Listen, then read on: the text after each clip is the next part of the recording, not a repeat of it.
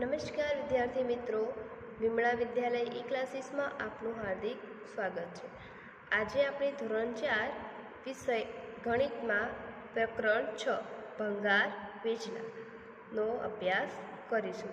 તો વિદ્યાર્થી મિત્રો, આપણી વાસ્તવિક જીવન પરિસ્થિતિઓમાં સાથે જોડાયેલા રૂપિયા અને પૈસા ગુણાકાર ભાગાકારની આધારિત વ્યવહારો કોયડા આપણે ઉકેલીશું કે 1000 સુધીની રકમની નોટ અને સિક્કાના સરવાળા પર આધારિત કરે છે। તો અહીંયા એક આપણને સરસ મજાનું આપણી દૈનિક ક્રિયામાં થતું વિશ્લેષણ આપેલું છે કે કિરણ સુમિત્રા ભંગાર વેચનારની દુકાન। કોણ? કિરણ સુમિત્રા ભંગારની દુકાન છે। શું તમે ક્યારેય ભંગારવાળીને મળેલા છો કે જે સ્ત્રી એટલે કે બહેન ભંગાર વેચતી હોય? તો આપણે તો ક્યારેય ભંગાર વેચતી સ્ત્રીને જોયેલી હોતી નથી, તો ના, કિરણ દ્વારા કહેવાયેલ આ એક સત્ય ઘટના છે। તેને પટનામાં ભંગારની દુકાન છે। શું કહ્યું છે કે શું તમે ક્યારેય ભંગારવાળીને મળેલા છો જે સ્ત્રી ભંગાર વેચતી હોય? તો ના, કે કિરણ દ્વારા કહેવાયેલ આ એક સત્ય ઘટના છે। તેને પટનામાં ભંગારની દુકાન છે। શું કહ્યું કે તેને ક્યાં છે? પટનામાં ભંગારની દુકાન છે। આ કોણ છે? તો કિરણ। હું મારા ગામની હિન્દી માધ્યમની શાળામાં ભણતી હતી। એ શું કહે છે? હું મારા ગામની હિન્દી માધ્યમ શાળામાં ભણતી હતી। મારા પિતા છોકરાઓની જેમ છોકરીઓને પણ ભણાવવા માંગતા હતા। શું કહે છે? મારા પિતા છોકરાઓની જેમ છોકરીઓને પણ ભણાવવા માંગતા હતા। મને હિન્દી અને વિજ્ઞાન ખૂબ જ ગમતા। શું કહે છે? મને હિન્દી અને વિજ્ઞાન ખૂબ જ ગમતા, પણ ગણિત ગમતું ન હતું। વિદ્યાર્થી મિત્રો, તમારામાં પણ ઘણા વિદ્યાર્થીઓ એવા છે જેને હિન્દી, વિજ્ઞાન, અંગ્રેજી, ગુજરાતી એવા વિષય ગમતા હોય, જ્યારે ગણિત ગમતું હોતું નથી। તો કિરણને પણ એવું જ હતું, તેને ગણિત ગમતું ન હતું। આજે ગણિત મને મારા કામમાં ખૂબ જ ઉપયોગી છે। પણ શું કહે છે કે આજે મને ગણિત મારા કામમાં ખૂબ જ ઉપયોગી છે, જેની મેં શાળામાં કલ્પના પણ નહોતી કરી। શું કહે છે કે જેની મેં શાળામાં ભણતી હતી ત્યારે કલ્પના પણ નહોતી કરી। તમે શું કહો છો? શું તમને પણ ગણિત અઘરું લાગે છે? તો ના, મને ગણિત અઘરું લાગતું નથી। નિયમિત મહાવરો કરવાથી ગણિત સહેલું થઈ જાય છે। તમારા ગણિતના પાઠ્યપુસ્તકમાં સૌથી અઘરું શું લાગે છે? તો વિદ્યાર્થી મિત્રો, તમને તમારા ગણિતના પાઠ્યપુસ્તકમાં જે અઘરું લાગતું હોય તો એ લખવાનું, અને અઘરું લાગતું નથી તો આપણે લખી શકીશું કે મને મારા ગણિતના પાઠ્યપુસ્તકમાં કંઈ પણ અઘરું લાગતું નથી, બધા જ પાઠ સહેલા લાગે છે। પછી કે સૌથી સહેલું પ્રકરણ કયું છે? તો વિદ્યાર્થી મિત્રો, આપણે ગણિત ફાવતું હોય તો આપણે કહી શકીએ કે મને બધા જ પ્રકરણો સહેલા લાગે છે। એ મહાવરા પર આધાર કરે છે।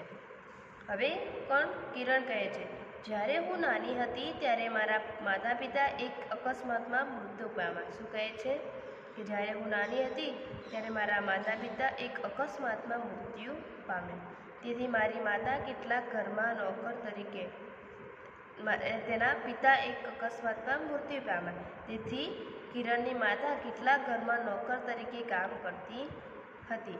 અમારો એ મુશ્કેલ સમય હતો। મારે 8મા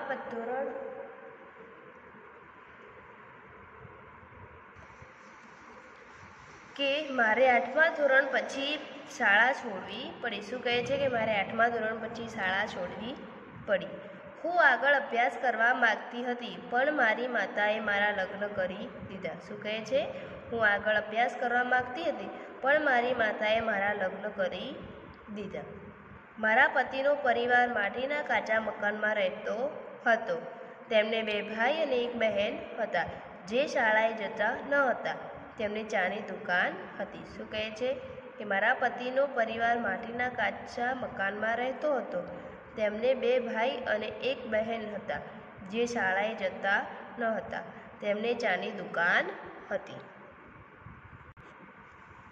હવે છે શોધો 1 કપ ચાની કિંમત કેટલી.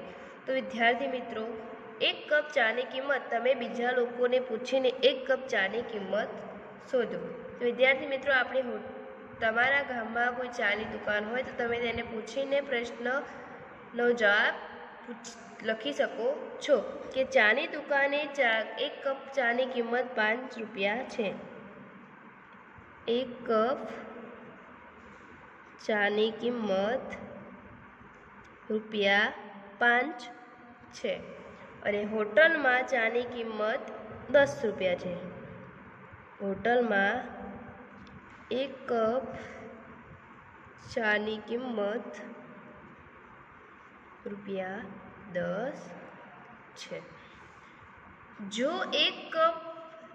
એક વ્યક્તિ ચાની દુકાન ચલાવી રોજના 30 રૂપિયા કમાય છે તો તે 10 દિવસમાં કેટલા કમાશે? વિદ્યાર્થી મિત્રો, અહીંયા શું કહ્યું છે કે જો એક વ્યક્તિ ચાની દુકાન ચલાવી રોજના એક દિવસની કમાણી કેટલી? 30 રૂપિયા. તો કેટલા દિવસ? 10 દિવસની કમાણી કેટલી? તો વિદ્યાર્થી મિત્રો શું કરવાનું? 10 ગુણ્યા 30નો ગુણાકાર. તો 3 એકા 3 અને પાછળ 2 0. તો કેટલા કમાશે 10 દિવસના? 300 રૂપિયા. તો આપણે અહીંયા લખીશું 300 રૂપિયા. કેટલા રૂપિયા કમાશે? એક દિવસમાં જો 30 કમાતા હોય તો 10 દિવસમાં 300. તો 30 પછી એક મહિનામાં, એટલે એક મહિનો એટલે કેટલા? 30 દિવસ. 10 દિવસમાં 300 તો 30 દિવસમાં કેટલા થાય? તો 10માં 300, પછી બીજા 10માં 300 અને ત્રીજા 10માં 300, એટલે કુલ કેટલા થશે? 900 રૂપિયા.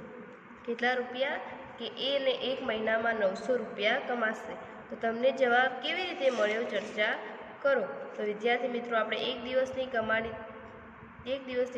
30, તો 30 દિવસની કેટલી? તો 30 ગુણ્યા 30 એટલે 900. તો એક મહિનાની કમાણી કેટલી થાય? 900 રૂપિયા. બરાબર. હવે છે કિરણ કહે છે, હું મારો સ્વતંત્ર ધંધો ચાલુ કરવા માટે વિચારતી હતી. કિરણ શું કહે છે કે હું મારો સ્વતંત્ર ધંધો ચાલુ કરવા માટે વિચારતી હતી. મેં બંગડીની દુકાન અથવા દરજીની દુકાન શરૂ કરવા વિચાર્યું. શું કહે છે કે મેં બંગડીની દુકાન અથવા દરજીની દુકાન શરૂ કરવાનું વિચાર્યું, પરંતુ મારા કાકાએ કહ્યું આપણે ભંગારની દુકાન ખોલી વધુ કમાઈ શકીએ. શું કહે છે? પરંતુ તેના કાકાએ તેને કહ્યું કે આપણે ભંગારની દુકાન ખોલી વધુ કમાઈ શકીએ. મેં અને મારા સાસુએ 2001માં ભંગારની દુકાન શરૂ કરી. શું કહે છે? મેં અને મારા સાસુએ 2001માં ભંગારની દુકાન શરૂ કરી.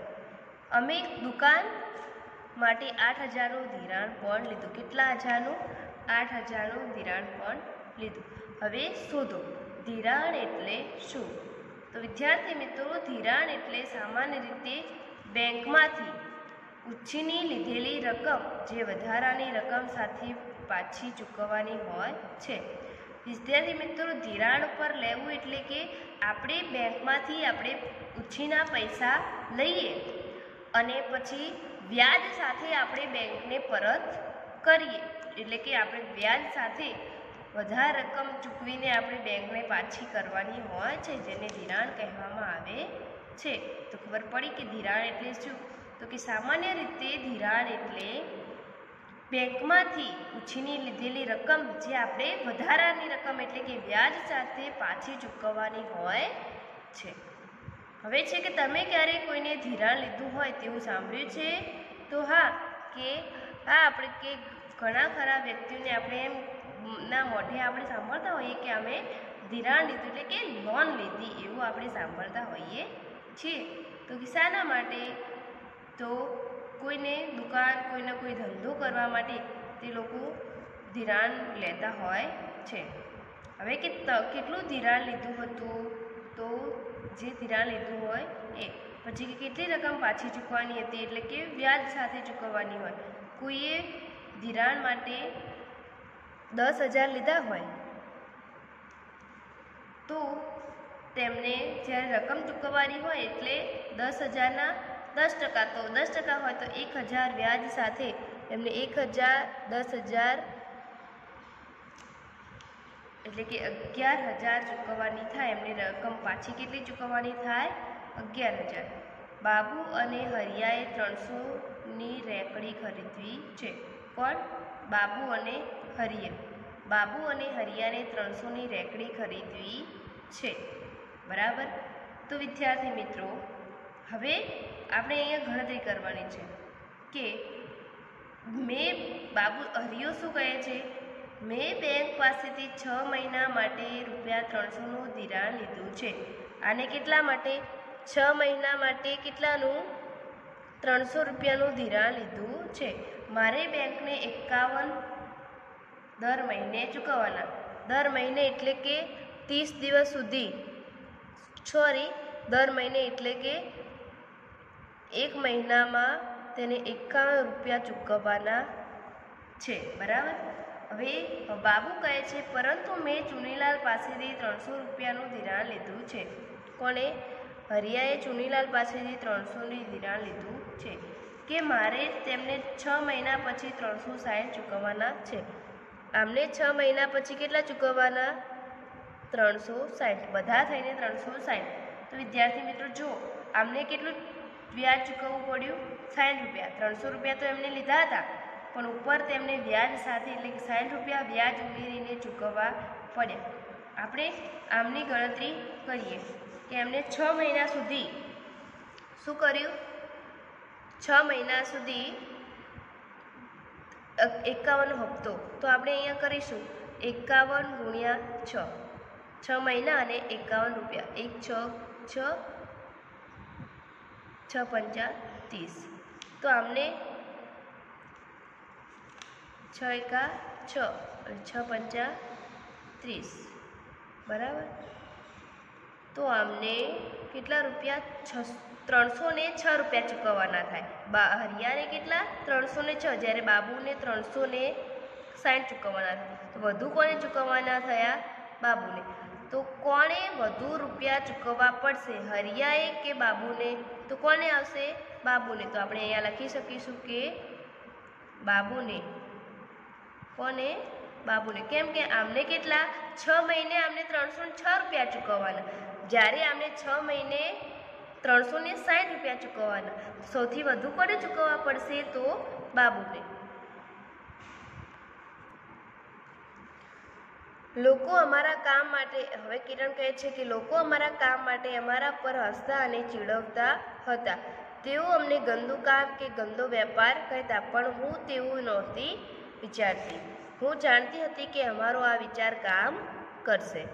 હવે અમારી પાસે વીજ સુવિધા સહિતનું પાકું મકાન છે, ફ્રીજ, ટીવી, ગેસની સગડી પણ છે. મારા પતિના ભાઈઓ બહેન અને મારી દીકરી પણ શાળાએ જાય છે. શું કહે છે? કે મારા પતિના ભાઈઓ બહેન અને મારી દીકરી પણ શાળાએ જાય છે. અને એમના મકાનમાં શું? વીજ સુવિધા આવી ગઈ અને ફ્રીજ, ટીવી, ગેસની સગડી પણ હતા. હવે કહે છે મારી પાસે મારી પોતાની 9 રિક્ષા છે. કેટલી રિક્ષા છે એની પાસે? એની પોતાની 9 રિક્ષા છે. એક દિવસમાં 20 ભાડા લેખે રિક્ષાઓ ભાડે આપું છું. તેની જોડે 9 રિક્ષા છે. એક દિવસમાં એક રિક્ષાના તે કેટલા રૂપિયા લે છે? 20 રૂપિયા ભાડે આપે છે. અને રવિવારે હું તે માટે કંઈ પણ રકમ લેતી નથી. રવિવારે તે કોઈ જોડેથી કોઈ જ રકમ લેતી નથી. હવે કિરણ એક દિવસ 9 રિક્ષામાંથી કેટલું કમાશે? વિદ્યાર્થી મિત્રો, અહીંયા આપણે કે કિરણ એક દિવસમાં કેટલું કમાશે? તો કે એક રિક્ષાના દરરોજ તેને 20 રૂપિયા મળે છે. એક રિક્ષાના તેને રોજ કેટલા રૂપિયા મળે છે? 20. તેની પાસે કેટલી રિક્ષાઓ છે? 9. તો તેને 9 રિક્ષાને કેટલી રકમ મળે? તો આપણે અહીંયા કરીશું કે 20 ગુણ્યા 9. 0 9 2 18. કેટલા રૂપિયા મળશે? અને એક દિવસના એક કેટલી કમાય છે? 180 રૂપિયા કમાય છે. તમે આ કઈ રીતે કર્યું? તો આ રીતે કે એક દિવસમાં 20 રૂપિયા, તો 9 દિવસમાં કેટલા? તો 20 ગુણ્યા 9 ભાગ્યા 1 એટલે 180.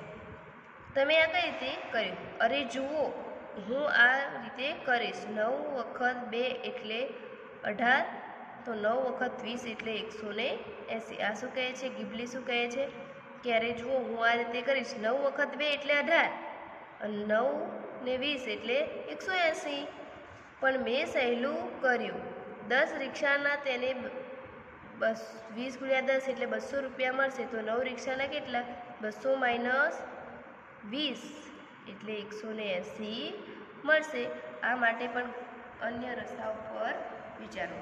વિદ્યાર્થી મિત્રો, અહીંયા શું હતું કે એક રિક્ષાના દરરોજ 20 રૂપિયા, તો 9 રિક્ષાના કેટલા? તો 180.